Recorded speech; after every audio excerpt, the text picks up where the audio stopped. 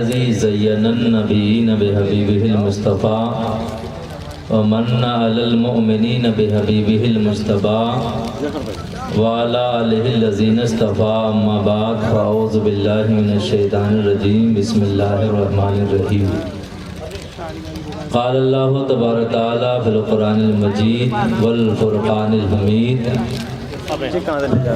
الأخلاء يومئذ بعضهم لبعض عدو إلا المتقين آمنت بالله صدق الله مولانا العظيم وصدق رسوله النبي الأمين الكريم ونحن على ذلك لمن الشاهدين والشاكرين والحمد لله رب العالمين۔ آئیے ہم اور آپ مل کر گنبد خضرا کی طرف لو لگا کر کے دل کی اتھاہ گہرائیوں سے نبی اور آل نبی پہ درود پاک پڑھ لیں۔ اللہم صلی علی سیدنا و شفیعنا و مولانا محمد بارک وسلم صلاۃ و سلام علیک یا رسول اللہ صلی اللہ تعالی علیہ وسلم۔ یہ ہماری اور آپ کی خوش بختی ہے کہ ہم اور آپ میلاد مصطفیٰ صلی اللہ علیہ وسلم کی محفل میں بیٹھے ہوئے ہیں۔ یہ ہر ایک کو یہ محفل میسر نہیں ہوتی، اللہ جس کے اوپر فضل فرماتا ہے وہ انہی محفلوں میں آیا کرتے ہیں۔ آپ زیادہ گھبرائیں نہیں، سردی کا موسم ہے، انشاءاللہ چند باتیں ہوں گی جو چند لمحوں میں ختم ہو جائیں گی۔ رب کی بارگاہ میں التجا ہے کہ رب قدیر ہمیں سچ بولنے اور آپ کو سچ سننے اور قابل عمل باتوں پہ ہم سب کو توفیق عمل نصیب فرمائے۔ پوری رات تقریر ہو جائے اور ہم جہاں ہیں وہیں رہیں تو فائدہ کچھ نہیں، اور چند باتیں ہوں اور ہم اس پہ عمل کر لیں تو انشاءاللہ العزیز دنیا بھی بہتر ہو جائے گی اور آخرت بھی بہتر ہو جائے گی۔ ہمارے اور آپ کے آقا جناب محمد رسول اللہ صلی اللہ تعالیٰ علیہ وسلم بھی یہی چاہتے ہیں کہ ہمارے ماننے والے، ہمارے کلمہ پڑھنے والوں کی دنیا بھی بہتر ہو اور آخرت بھی بہتر ہو۔ ایک صحابی ہیں، مسجد نبی کے کونے میں کھڑے تھے، بہت زیادہ کمزور تھے، اللہ کے نبی صلی اللہ علیہ وسلم کی نگاہ پڑی تو آپ نے کہا کہ میرے صحابی یہ بتاؤ کہیں ایسا تو نہیں کہ تم نے کوئی ایسی دعا کی ہو جس کی وجہ سے تیری جسامت بہت کم ہو گئی ہے، کمزوری بہت زیادہ ہے؟ تو صحابی کہتے ہیں یا رسول اللہ میں نے رب کی بارگاہ میں التجا کیا تھا کہ پروردگار عالم کہ جو مجھے آخرت میں سزا دینی ہے وہ مجھے دنیا ہی میں عطا فرما دے تاکہ میں آخرت میں سکون سے رہوں، اس لیے میں کمزور ہو گیا ہوں۔ تو اللہ کے نبی صلی اللہ علیہ وسلم نے فرمایا میرے صحابی تمہیں ایسی دعا نہیں کرنی چاہیے بلکہ اللہ کے نبی صلی اللہ علیہ وسلم نے دعا سکھلائی۔ آپ نے فرمایا کہ دعا یہ کیا کرو ربنا آتنا فی الدنیا حسنۃ وفی الآخرۃ حسنۃ وقنا عذاب النار، اے ہمارے رب ہماری دنیا بھی بہتر بنا دے اور قبر بھی بہتر بنا دے اور آخرت بھی بہتر بنا دے۔ تو جس نبی کے ہم ماننے والے ہیں، جس نبی کے محفل میں ہم بیٹھے ہوئے ہیں، اس نبی کا بھی یہی چاہتا ہے کہ ہماری دنیا بھی بہتر ہو جائے اور آخرت بھی بہتر ہو جائے۔ تو اس لیے انشاءاللہ العزیز چند منٹ کی بات ہے، انشاءاللہ ہم اور آپ سنیں گے، اور اس محفل کا اور اس سامیانے کا اور آپ لوگوں کا تعلق ولیوں کی ذات سے ہے، اور ظاہر سی بات ہے ولیوں کی ذات اور ان کی نسبت سے یہ محفل رکھی گئی ہے۔ تو ہم چاہتے ہیں کہ تقاریر تو اور موضوع پہ ہوا کرتی ہے، لیکن میں چاہتا ہوں کہ ولیوں کے بارے میں کچھ باتیں ہم اور آپ سن لیں جو ہمارے معلومات میں اضافہ ہو جائے۔ درود پاک پڑھ لیجیے، اللہم صلی علی سیدنا مولانا محمد بارک وسلم صلاۃ و سلام علیک یا رسول اللہ صلی اللہ تعالی علیہ وسلم۔ یہ دنیا اہل دنیا کو ہنسی معلوم ہوتی ہے، یہ دنیا اہل دنیا کو ہنسی معلوم ہوتی ہے اور نظر والوں کو یہ اجڑی ہوئی معلوم ہوتی ہے، نظر والوں کو یہ اجڑی ہوئی معلوم ہوتی ہے۔ اور نظر والے کون ہیں؟ یہ بظاہر نہیں، بلکہ جن کو اللہ نے دل کا نظر عطا فرما دیا ہے، اور جس کی تصدیق اللہ کے مقدس کلام نے کیا۔ آنکھ والا تیری جوبن کا تماشا دیکھے، اور دیدہ کور کو آئے کی نظر کیا دیکھے۔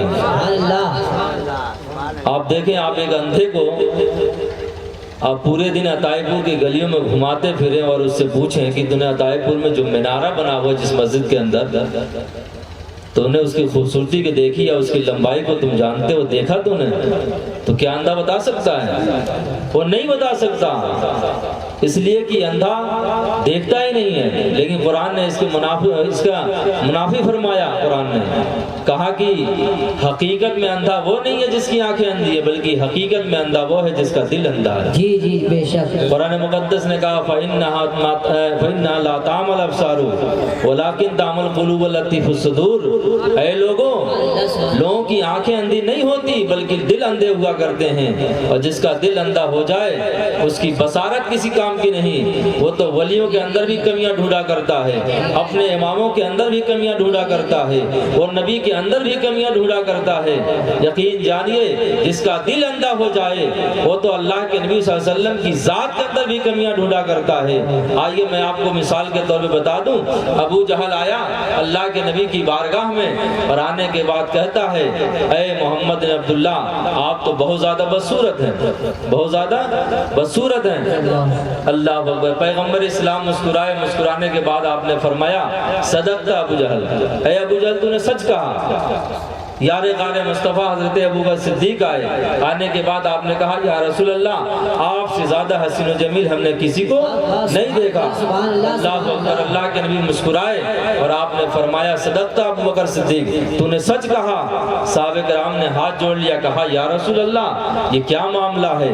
ابو جہل نے آپ کو بدصورت کہا تو آپ نے کہا صدقت، تو نے سچ کہا۔ اور جب ابوبکر صدیق نے آپ کو کہا بہت خوبصورت ہیں تو آپ کہتے ہیں پھر ان کے جواب میں آپ نے کہا سچ کہا۔ تو پیغمبر اسلام صلی اللہ علیہ وسلم سے صحابہ نے پوچھا یا رسول اللہ اس مسئلے کو حل کر دیا جائے۔ سوال دو طرح کا ہے لیکن جواب ایک ہے، جواب ایک کیسے ہو سکتا ہے؟ تو اللہ کے نبی صلی اللہ علیہ وسلم نے فرمایا اے میرے صحابہ سنو سنو، اللہ رب العزت نے میری ذات کو ایک درپن بنایا ہے، ایک آئینہ بنایا ہے۔ جو مجھے دیکھتا ہے وہ مجھے نہیں دیکھتا ہے بلکہ مجھ میں اس کی صورت نظر آتی ہے۔ جب ابو جہل نے مجھے دیکھا تھا تو ابو جہل نے مجھے نہیں دیکھا تھا بلکہ ابو جہل کو مجھ میں اس کی خود کی صورت نظر آئی تھی، اس لیے وہ کہہ دیا تھا اے محمد آپ تو بدصورت ہیں۔ لیکن جب یار غار مصطفیٰ حضرت ابوبکر صدیق نے جب دیکھا تو اللہ اکبر، جو مجھے نہیں دیکھا بلکہ مجھ میں ابوبکر صدیق کی صورت نظر آئی، اس لیے وہ بول پڑے اللہ اکبر، اے اللہ کے نبی صلی اللہ علیہ وسلم آپ سے زیادہ حسین و جمیل ہم نے کسی کو نہیں دیکھا۔ اسی نظریے کے تو اعلیٰ حضرت نے فرمایا تھا وہ کمال حسن حضور ہے، یہ غمان نقص جہاں نہیں، یہی پھول خار سے دور ہے، یہی شمع ہے کہ تمہارے۔ نعرے تکبیر، نعرے رسالت، نعرے غوثیت، مسلک اعلیٰ حضرت فیضان اولیاء کرام حضرت علامہ مولانا مفتی نور الدنیا احمد صاحب قبلہ، نعرے تکبیر، نعرے رسالت۔ جس کا دل اندھا ہو جائے وہ حقیقت میں اندھا ہے، قرآن نے اس کی تصدیق فرمائی۔ اللہ اکبر۔ یہ دنیا اہل دنیا کو ہنسی معلوم ہوتی ہے، نظر والوں کی یہ اجڑی ہوئی معلوم ہوتی ہے۔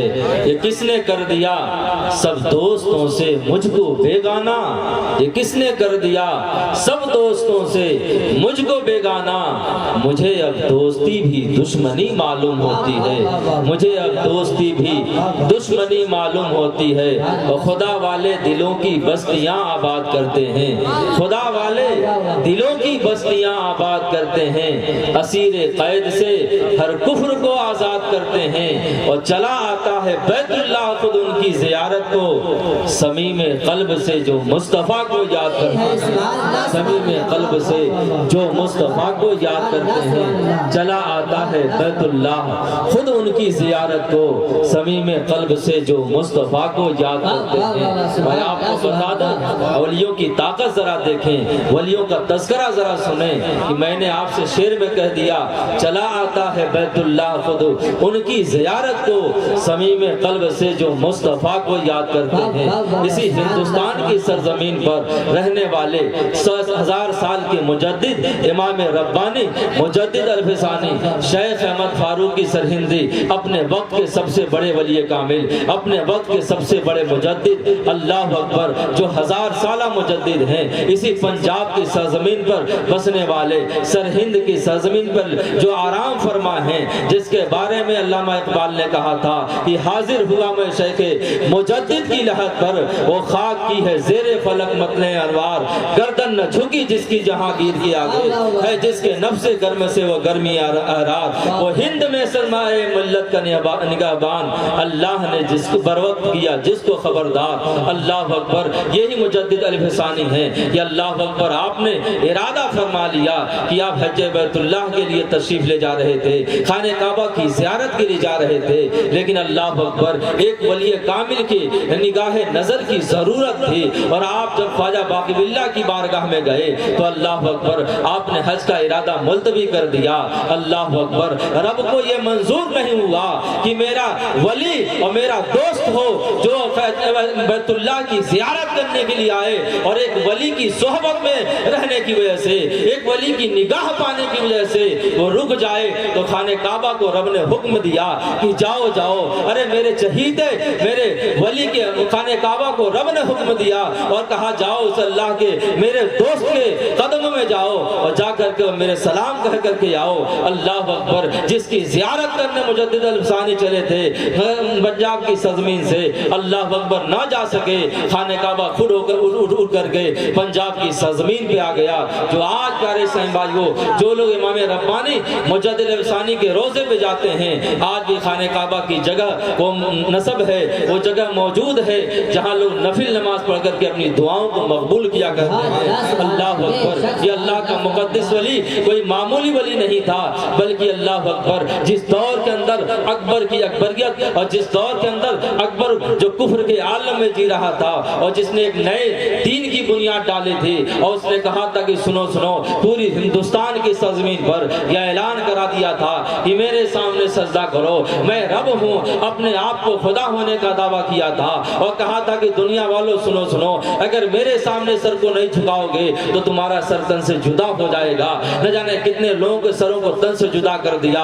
اللہ اکبر، اس نے بڑے بڑے مولویوں کو خریدا، وہ اپنے وقت کے بڑے بڑے قابل لوگوں کو خریدا، ابو الفضل فیضی، ملا مبارک حسین، اور اس کے علاوہ کئی لوگوں کو خریدا، اور خریدنے کے بعد اس نے اسلام کے اندر تحریف کرنا شروع کر دیا، اسلام کو مٹانے کی کوشش کی، اسلام کے شکل کو ختم کرنے کی کوشش کی، یہاں تک کہ اس نے کہا کہ داڑھی مڈانا جائز قرار دیا گیا، یہاں تک کہ اس نے حدیث گڑھی اپنے لیے، کہا شراب پینا جائز ہے، یہ کرنا جائز ہے، وہ کرنا جائز ہے، کہا کہ رب اگر اکبر کو تو رب مانتے ہو تو اللہ اکبر، اس کو چڑھانے والے ایسے لوگ تھے کہ رب نے خدا ہونے کا دعویٰ کر دیا تھا، لیکن ایسے بھیانک ماحول میں اگر کسی کا قدم اٹھا اس ظلم کو مٹانے کے لیے، اس کفر کا خاتمہ کرنے کے لیے، کسی اور کی ذات نہیں تھی بلکہ اللہ اکبر اس مرد قلندر کی ذات تھی کہ جس کے بارے میں کہنے والے نے کہا تھا کہ ولی ولی ہیں، ولایت کی شان رکھتے ہیں، وہ اپنے ذہن میں خدا کی زبان رکھتے ہیں۔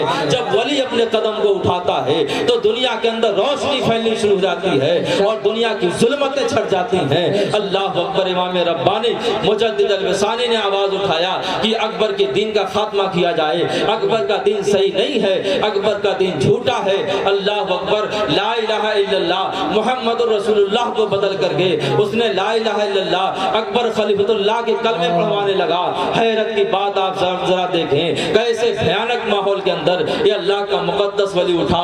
ہر دور کے اندر اللہ کے مقدس ولی اٹھے، آج لوگ ولیوں کا انکار کرتے ہیں۔ اللہ اکبر، وہ کیسے بدبخت لوگ ہیں جو بنی اسرائیل کے ولیوں کا طاقت کو تو مانتے ہیں لیکن امت محمدی کے ولیوں کا تذکرہ نہیں مانتے ہیں، ولیوں کی طاقت کو نہیں مانتے ہیں۔ قرآن مقدس کے اندر بے شمار جگہوں پہ ولیوں کا تذکرہ ہے۔ میں نے جو آیت کریمہ پڑھی، الاخلاء یومئذ بعضهم لبعض عدو الا المتقین، فرمایا کہ کل میدان محشر میں سب ایک دوسرے کے دشمن بن جائیں گے، خونی رشتہ دار دشمن بن جائیں گے گے, بھائی بھائی کا نہیں رہے گا, باپ بیٹے کا نہیں رہے گا, ماں بیٹی کی نہیں رہے گی. ایسے بھیانک ماحول میں زمین تانبے کی ہوگی, آسمان فولاد کا ہوگا, ساوا نیزے کے قریب سورج آ جائے گا. آج سورج کی تابش ہم برداشت نہیں کرتے جو کروڑوں میل کے فاصلے پہ ہے, لیکن کل میدان محشر میں جب عدل قائم ہوگی, ایسے بھیانک ماحول کے اندر سورج ساوا نیزے کے قریب ہوگا, انسان پریشان کن ہوگا, لوگوں کی نیکیوں کے اندر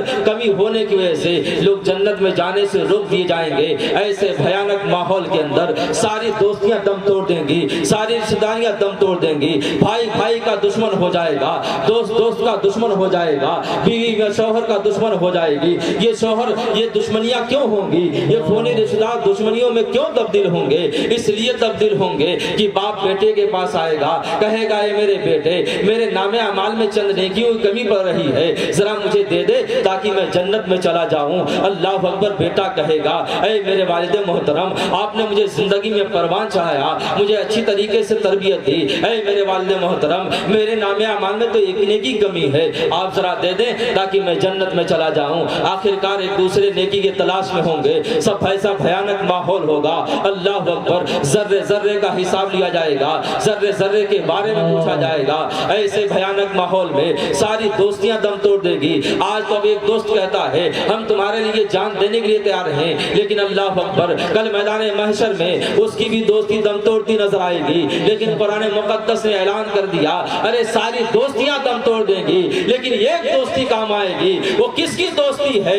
فرمایا الا المتقین. ارے متقیوں کی دوستی کام آئے گی, اللہ والوں کی دوستی کام آئے گی. اللہ اکبر. قرآن مقدس سے ہم نے سوال کیا اے قرآن مقدس بتا تو صحیح کہ متقی کون لوگ ہیں؟ تو قرآن مقدس نے کہا ان اولیاءہ الا المتقون. یہ فرمایا جو اللہ کے ولی ہیں وہی متقی ہیں, وہی پرہیزگار ہیں. اس سے یہ معلوم ہوا, قرآن مقدس نے بتا دیا, یہ سنو سنو, ارے جہاں ساری دوستیاں دم توڑ دے گی وہاں اللہ والوں کی دوستی کام آئے گی. اللہ کی ولی. نعرے تکبیر, نعرے رسالت, نعرے غوثیت, مسلک اعلی حضرت فیضان اولیاء کرام حضرت علامہ مولانا مفتی نور الدین احمد صاحب قبلہ. نعرے تکبیر, نعرے رسالت. سبحان اللہ سبحان اللہ, بے شک سبحان اللہ. کیسے جاہل لوگ ہیں جو ولیوں کا انکار کرتے ہیں. قرآن مقدس میں ایک جگہ ارشاد فرمایا گیا الا ان اولیاء اللہ لا خوف علیہم ولا هم يحزنون, کہ بلا شبہ اللہ کے ولیوں کو نہ تو کوئی خوف ہوتا ہے نہ کوئی غم ہوتا ہے. یقین جانیے جو ولیوں کا تذکرہ نہیں کرتے, جو ولیوں سے دور ہیں, ان کے صفوں میں کوئی ولی نظر نہیں آتا, اس لیے ولیوں کو نہیں مانتے. ارے ہمارے صفوں میں تو غوث اعظم نظر آ رہے ہیں, ہمارے صفوں میں تو صابر کلیری نظر آ رہے ہیں, ہمارے صفوں میں تو اعلی حضرت نظر آ رہے ہیں, ہمارے صفوں میں تو وارث دیوا نظر آ رہے ہیں, مخدوم سمنا نظر آ رہے ہیں. ارے جدھر نظر اٹھائیے ادھر اللہ کے ولی نظر آ رہے ہیں. اسی لیے تو اللہ اکبر یہ ایسے مرد قلندر ہوتے ہیں کہ جنہی کے بارے میں ایک حدیث پاک میں آیا ہے کہ اللہ اکبر جو ولی ہوتا ہے وہ فنا فی الرسول سے جب فنا فی اللہ کی منزل میں پہنچتا ہے تو ہاتھ اس کے ہوتے ہیں, چلنا خدا کا ہوتا ہے, آنکھیں اس کی ہوتی ہے, دیکھنا خدا کا ہوتا ہے, پیر اس کے ہوتے ہیں, چال خدا کی ہوتی ہے. اللہ اکبر. ذہن و دماغ اس کے ہوتے ہیں, لیکن سوچ رب کی جانب سے ہوا کرتی ہے. حدیث پاک میں آتا ہے ظاہر سی بات ہے کہ اللہ تعالیٰ جسم و جسمانیت سے پاک ہے, پروردگار عالم کے واسطے ہاتھ نہیں ہے, پیر نہیں ہے, لیکن جب آپ اس کے گہرائی میں جائیں گے تو آپ کو معلوم ہوگا کہ جو اللہ کا مقدس ولی ہوتا ہے اس کے پیروں کا محافظ رب بن جاتا ہے, اس کے ہاتھ کا محافظ رب بن جاتا ہے, اس کی آنکھوں کا محافظ رب بن جاتا ہے, اس کے منہ کا محافظ رب بن جاتا ہے. اس لیے سنو سنو, اللہ اکبر, جس کے پیر کا محافظ رب بن جائے وہ پیر گناہ کی جانب نہیں جا سکتے ہیں. جس کے ہاتھ کا محافظ رب قدیر بن جائے وہ ہاتھ کبھی کسی پہ ظلم نہیں کر سکتے ہیں. جس کے آنکھ کا محافظ رب بن جائے وہ اس کے آنکھ بد نگاہی نہیں کر سکتی ہے. اللہ اکبر. جس کے دل و دماغ کا محافظ رب قدیر بن جائے وہ ہمیشہ رب کو یاد کیا کرتا ہے, رب کے جلووں میں گم رہتا ہے, اور یہ اللہ کے ولی ہیں. اللہ اکبر. اکبر اللہ اکبر ذرا دیکھے تو صحیح جن کے بارے میں کہنے والے نے کہا تھا ارے وہ جو مردہ دل ہیں وہ مردوں کی بات کرتے ہیں، ہم تو زندہ دل ہیں زندوں کی بات کرتے ہیں۔ اور اس کی تصدیق قرآن نے کی وَلَا تَقُولُوا لِمَن يُقْتَلُ فِي سَبِيلِ اللَّهِ أَمْوَاتٌ بَلْ أَحْيَاءٌ وَلَٰكِن لَّا تَشْعُرُونَ کہ جو لوگ اللہ کے راستے میں قتل کیے جائیں شہید کیے جائیں انہیں مردہ مت کہو بلکہ وہ زندہ ہیں، تمہیں ان کی زندگی کا شعور نہیں ہے۔ اللہ اکبر۔ آپ ذرا دیکھیں غوث العظم کتنے بڑے ولی ہیں۔ آپ فرماتے ہیں کہ میں جس طریقے سے ہتھیلی کے اوپر رائی کے دانے کو رکھ دیا جائے، آپ کہتے ہیں کہ پوری دنیا کو میں اس طرح دیکھتا ہوں جس طرح کے ہتھیلی پہ رائی کے دانے کو دیکھ رہا ہوں، ہر طرف سے دیکھ رہا ہوں، اسی طریقے سے ساری دنیا کو میں بیٹھ کر کے یہاں سے ملاحظہ کرتا ہوں۔ ارے ذرا دیکھے تو صحیح، ایک عیسائی نے کہا تھا ایک مرید سے ان کے کہ ذرا بتاؤ تو صحیح کہ ہمارے نبی عیسیٰ علیہ السلام نے مردوں کو زندہ کیا، تمہارے نبی نے کیا کیا؟ تو اللہ اکبر حضور غوث العظم تک یہ بات پہنچی تو آپ نے کہا سنو سنو، ارے ہمارے نبی کی بات کرتے ہو، ارے میرے نبی نے تو مردوں کو بے شمار زندہ کیا ہے، لیکن میں نبی نہیں ہوں بلکہ نبی کا غلام ہوں۔ اللہ اکبر۔ حضور غوث العظم فرماتے ہیں کہ چلو چلو تم کون سے مردے کی بات کرتے ہو؟ یا اللہ میں اللہ اکبر، آپ کہتے ہیں میں نبی کا غلام ہوں، چلو میں تجھے مردہ زندہ کر کے دکھاتا ہوں۔ اللہ اکبر۔ ذرا دیکھے تو صحیح، آپ جب وہ لے گیا عیسائی ایک پرانے قبرستان میں، اور قبرستان میں جانے کے بعد ایک پرانی قبر کی طرف اشارہ کرتے ہوئے کہا اس مردے کو زندہ کرو۔ اللہ اکبر۔ کئی سال پرانی وہ قبر تھی، آپ نے جو قبر کو ٹھوکر ماری، اللہ اکبر، اور کہا کم بِإِذْنِ اللَّهِ، اتنا کہنا تھا کہ اللہ کے مقدس ولی کی زبان سے یہ بات نکلی، فوراً وہ قبر شک ہوئی اور مردہ زندہ ہو گیا، اور زندہ ہو کر کے آپ کی تسنا گوئی کرنے لگا۔ آپ ذرا دیکھیں تو صحیح یہ کیسے اللہ کے مقدس ولی ہیں۔ کتابوں میں آتا اللہ کے مقدس کلام کے اندر ہے حضرت سلیمان علیہ السلام، اللہ اکبر، پوری دنیا پہ حکومت تھی، اللہ نے پوری دنیا پہ انہیں حکومت دی تھی، اور آپ کو اللہ نے ایک تخت عطا فرمایا تھا کہ آپ جہاں چاہتے اس تخت پہ بیٹھتے اور تخت کو حکم دیتے، وہ اڑا کر کے پوری دنیا کے اندر کیسے کراتا۔ اللہ اکبر۔ آپ کی محفل لگی ہوئی تھی، جنات بھی اس کے اندر بیٹھے ہوئے تھے، آپ کے ماننے والے بیٹھے ہوئے تھے۔ آپ نے کہا کہ سنو سنو مجھے بلقیس کا تخت چاہیے، کون ہے جو بلقیس کا تخت میرے پاس لے آئے؟ ایک جنات کھڑا ہوتا ہے محفل سے، وہ کہتا ہے کہ سلیمان علیہ السلام میں لے آؤں گا۔ آپ نے کہا کتنی دیر میں لاؤ گے؟ یہ کسی کتابوں کی کہانی کی بات نہیں ہے بلکہ اللہ کے مقدس کلام کے اندر یہ بات لکھی ہوئی ہے۔ اللہ اکبر۔ قرآن مقدس نے بیان کیا کہ جب حضرت سلیمان علیہ السلام نے کہا تھا کہ میں بلقیس کا تخت اپنے دربار میں چاہتا ہوں، تو اللہ اکبر ایک جن کھڑا ہوا، کہا کہ میں لے آؤں گا۔ اس نے آپ نے کہا کتنے دیر میں لاؤ گے؟ تو اس نے کہا تھا آپ کی محفل برخاست نہیں ہوگی اس سے پہلے میں بلقیس کا تخت لے کر کے آؤں گا۔ آپ کو میں بتا دوں بلقیس کا تخت کون سا تھا؟ اللہ اکبر۔ 80 گز چوڑا، 80 گز لمبا، اور یہیں تک محدود نہیں بلکہ آپ دیکھیے 60 تالوں کے اندر اس بلقیس کا تخت بند تھا،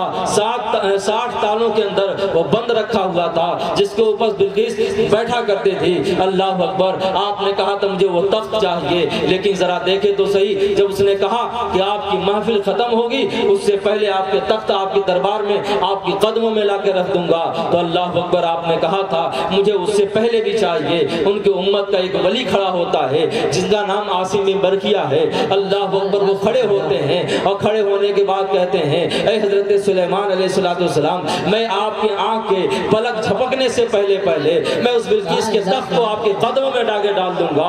1000 میل کے فاصلے پہ بلقیس کا تخت تھا، اللہ اکبر، 60 تالوں کے اندر بند تھا۔ ایک اللہ کا بنی اسرائیل کا ولی ہے، اللہ اکبر، ہے تو سلیمان علیہ السلام کا ماننے والا ہے، کلمہ پڑھنے والا ہے۔ وہ کہتا ہے حضرت سلیمان علیہ السلام، میں آپ کے آنکھ کے پلک کے جھپکنے سے پہلے بلقیس کا تخت آپ کے قدموں میں ڈال دوں گا۔ اتنا کہنا تھا۔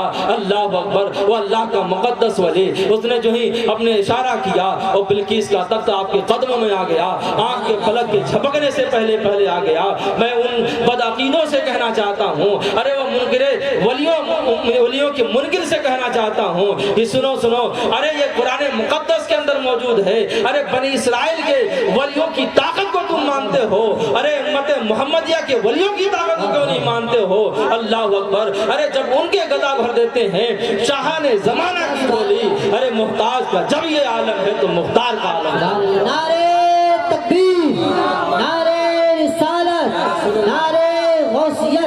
مسلک اعلیٰ حضرت مسلک اعلیٰ حضرت فیضان اولیاء کرام فیضان اولیاء کرام حضرت علامہ مولانا مفتی نور الدین احمد صاحب قبلہ نعرہ تکبیر نعرہ رسالت سبحان اللہ سبحان اللہ سبحان اللہ حضرات محترم آئیے آخری حدیث پاک بیان کریں انشاءاللہ اپنے گفتگو سمیٹ لوں گا سلام پڑھ لیا جائے درود پاک پڑھیے پھر اللہم صلی اللہ و شفیعنا مولانا محمد بارک وسلم صلاۃ و سلام علیک یا رسول اللہ صلی اللہ تعالی علیہ وسلم ولیوں کا تذکرہ آ گیا تو آپ سنتے چلیں حدیث پاک میں ہے اللہ کے نبی مسلم شریف کی حدیث پاک ہے اللہ کے نبی صلی اللہ علیہ وسلم تشریف فرما تھے آپ نے ایک ولی کا تذکرہ کیا اور آپ نے اشارہ کرتے ہوئے محفل میں اشارہ کرتے ہوئے آپ نے فرمایا تھا اے عمر اور اے علی میں تجھے یہ حکم دیتا ہوں کہ ایک میرا چاہنے والا ہے ایک میرا ولی ہے ایک میرا دوست ہے جو یمن کا رہنے والا ہے جس کا نام ویس کرنی ہے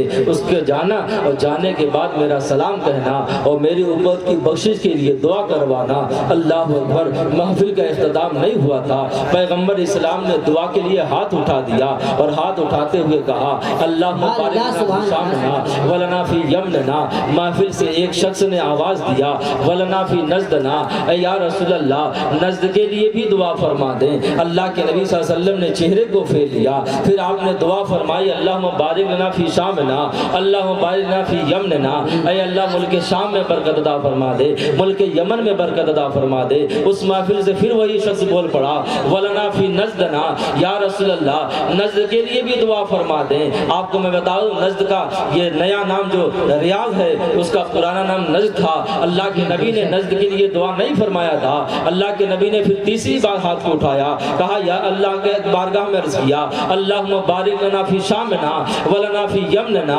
اے اللہ میرے ملک شام میں برکت عطا فرما دے ملک یمن میں برکت عطا فرما دے اللہ اکبر ذرا دیکھے تو صحیح روایتوں میں لکھا ہے کہ ایک روایت کے مطابق اللہ اکبر ہزاروں کی تعداد میں ملک شام کے اندر انبیاء کرام تشریف لائے اور انبیاء یہ ملک شام یہ نبیوں کی سرزمین ہے اور یمن یہ ولیوں کی سرزمین ہے اللہ کے نبی نے فرمایا تھا اللہ تعالیٰ ملک شام میں برکت عطا فرما دے ملک یمن میں برکت عطا فرما دے جب تیسرے شخص نے آواز دیا یا رسول اللہ نجد کے لیے بھی دعا فرما دیں تو اللہ کے نبی نے چہرے کو پھیرتے ہوئے کہا تھا سنو سنو میں نجد کے لیے دعا نہیں فرماتا ہونا کا زنازلو یدرو بہا قرن شیطان اللہ کے نبی نے فرمایا تھا سنو سنو ارے میں نجد کے لیے دعا اس لیے نہیں فرماتا کہ نجد سے ایسا فتنہ جنم لے گا ایسی شیطانی فرقہ جنم لے گا ارے جو نبیوں کا بھی گستاخ ہوگا ولیوں کا بھی گستاخ ہوگا اللہ اکبر آپ کہتے ہیں کہ میں یمن کے لیے اس لیے دعا فرماتا ہوں کہ یمن ولیوں کا سرزمین ہے یمن میرے شہیدوں کا سرزمین ہے اور شام کے لیے دعا اس لیے کرتا ہوں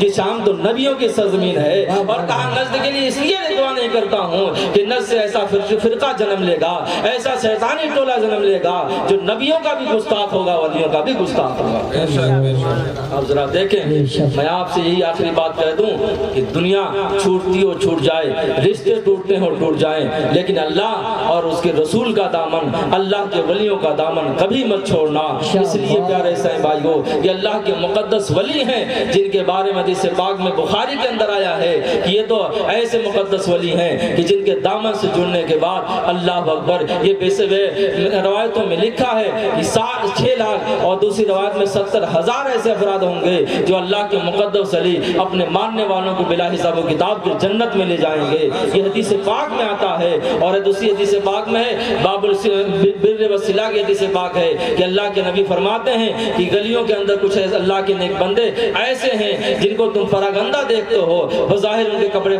پردے صاف نہیں ہوتے ہیں اللہ کے نبی فرماتے ہیں دنیا دارو تم انہیں اپنے دروازوں کھڑا نہ ہونے دو لیکن سنو سنو صحابہ کرام سے اللہ کے نبی نے فرمایا اللہ اخبرک عن ملوک الجنہ کیا میں تجھے جنت کے بادشاہوں کی خبر نہ دوں تو اللہ اکبر اللہ کے نبی نے فرمایا تھا کہ سنو سنو یہ اللہ کے ولی ہوں گے جو پراگندہ پھرتے تو ہیں لیکن قسم خدا کی جب وہ کسی بات پہ قسم کھا لیتے ہیں تو اللہ تعالیٰ اسے پورا فرماتا ہے اس لیے میرے ملت کے نوجوانوں اللہ کے वलियों का दामन न छूट जाए, दुनिया छूटती हो छूट जाए, अल्लाह के वलियों का दामन हरगिज न छोड़े। जो अल्लाह के वलियों की शान में गुस्ताखी करें हम उनसे दूर हो जाएं, जो नबी की शान में गुस्ताखी करें हम उनसे दूर हो जाएं। इसलिए प्यारे इस्लाम भाइयों, पैगंबर इस्लाम सल्लल्लाहु अलैहि वसल्लम ने अपनी दुआ से ये बता दिया था कि जो नबियों का गुस्ताख होगा, जो वलियों का गुस्ताख होगा, समझ लो उसके लिए मैं दुआ नहीं करता, उनके लिए दुआ की कोई जरूरत नहीं है। जो नबियों का गुस्ताख होगा, जो वलियों का गुस्ताख होगा, वो जाहिर सी बात है उसका ईमान और अकीदा वो कुछ भी कर ले, कितना भी अमल कर ले, लेकिन वलियों का गुस्ताख और नबियों का गुस्ताख कभी बख्शा नहीं जाएगा। अल्लाह अकबर। ऐ मेरे मिल्लत के नौजवानों, इसलिए मैं आपसे मुअद्दबाना गुजारिश करता हूँ कि वलियों का तस्करा, वलियों की महफिल हमें घर घर सजाना चाहिए, वलियों के तस्करे हमें करने चाहिए, और साथ ही साथ जहाँ अल्लाह रब्बुल इज्जत ने हमें ये तौफीक इनायत फरमाई, इसी तरीके से हर साल हम आले पैमाने पर लोगों को दावत देकर इन महफिलों में बुलाएं और अपने उलमा को बुला करके उन्हें वलियों के बारे में बावर कराएं, उन्हें बताया जाए कि वलियों की ताकत क्या होती है, वली कौन होते हैं, वलियों की पहचान क्या होती है। अल्लाह अकबर। जरा देखे तो सही, वलियों की इतनी बड़ी ताकत होती है, इतनी बड़ी पावर होती